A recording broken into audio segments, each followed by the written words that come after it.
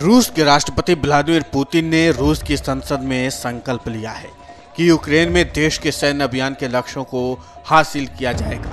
Putin ने बुधवार को संसद के दोनों सदनों को संबोधित करते हुए कहा, मैं फिर से जोर देना चाहता हूं कि डोनबास और यूक्रेन में 24 फरवरी से शुरू किए गए जो विशेष सैन्य अभियान हम चला रहे हैं, उसके सभी कार्यों को बिना शर्त पूरा किया जाएगा।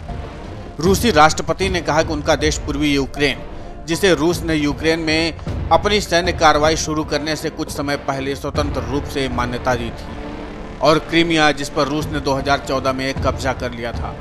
दोनों देशों में अलगाववादी क्षेत्रों के निवासियों की सुरक्षा की गारंटी दी जाएगी। रूसी राष्ट्रपति ने यह भी कहा कि रूस ने पश्चिम द्वारा लगाए गए अभूतपूर्व नाजायज प्रतिबंधों के कारण आर्थिक तबाही को टाल दिया है। इससे पहले मॉस्को ने रूसी सांसदों के खिलाफ ब्रिटेन के प्रतिबंधों के जवाब में 287 ब्रिटिश सांसदों के प्रवेश पर प्रतिबंध लगा दिया है। रूसी विदेश मंत्रालय ने एक बयान में कहा कि ब्रिटिश सरकार द्वारा 11 मार्च को 386 स्टेट ड्यूमा डिप्टी के प्रतिबंध की सूची में जोड़ने के निर्णय के जवाब में हाउस ऑफ कॉमन्स के 287 सदस्यों पर प्रतिबंध लगाए जा रहे हैं। वहीं रूस के रक्षा मंत्रालय ने भी बुधवार को यह दावा किया कि उसने यूक्रेन के पश्चिमी देशों द्वारा मिली हथियारों की एक बड़ी खेप और लंबी दूरी की मिसाइलों को तबाह कर दिया है।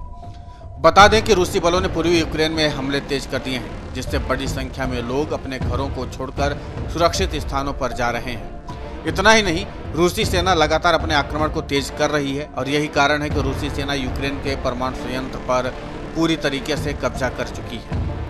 तो इसका मतलब साफ है कि रूसी सेना अब जितने भी टारगेट दिए गए हैं उन सभी पर हमला करेगी, और यही कारण है कि रूसी सेना हवाई हमला भी तेज कर दी है, और सबसे ज्यादा वो यूक्रेन के सैन्य ठिकानों पर हमले कर रही है। उधर यूक्रेनी राष्ट्रपति जेलेंस्की ने पश्चिमी देशों से कहा है, हमें और अधिक आधुनिक हथियारों की जरूरत है, क्योंकि अब रूसी सेना काफी ज्यादा आधुनिक और बड़े हथियारों का इस्तेमाल कर रही है। इतना ही नहीं, रूसी सेना जहां एक तरफ बम और गोले बरसा रही है, वहीं दूसरी तरफ साइबर हमले भी करने शुरू कर दिए हैं।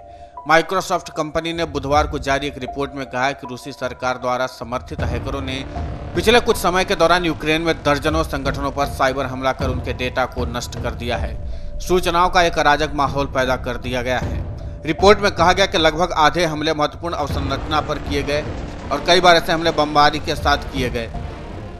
माइक्रोसॉफ्ट ने कहा कि रूस के संबंध समूह मार्च 2021 से इस हमले की तैयारी कर रहे थे, ताकि वो नेटवर्क को हैक कर रणनीतिक और युद्ध भूमि की खुफिया सूचनाएं एकत्र कर सकें और भविष्य में उसका इस्तेमाल कर सकें। रिपोर्ट के अनुसार युद्ध के दौरान हैकरों ने नागरिकों की विश्वसनीय जानकारी और महत्वपूर्ण सेवा तक पहुंच को बाधित करने का प्रयास किया है।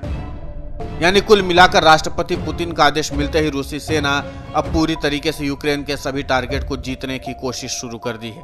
साथ ही रूस की तरफ से पहले ही कह दिया गया है कि आने वाले 9 मई तक ये युद्ध एक निर्णायक स्थिति में पहुंच जाएगा, और इसी निर्णायक स्थिति में लाने के लिए रूसी सेना इतनी ज्यादा बमबारी कर रही है।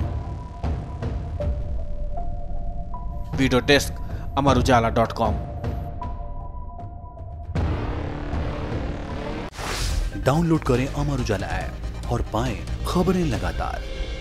अगर आप ये वीडियो YouTube पर देख रहे हैं तो हमारे चैनल को सब्सक्राइब करें और बेल आइकन को दबाना ना भूलें। अगर आप Facebook पर ये वीडियो देख रहे हैं तो हमारे पेज को लाइक करें।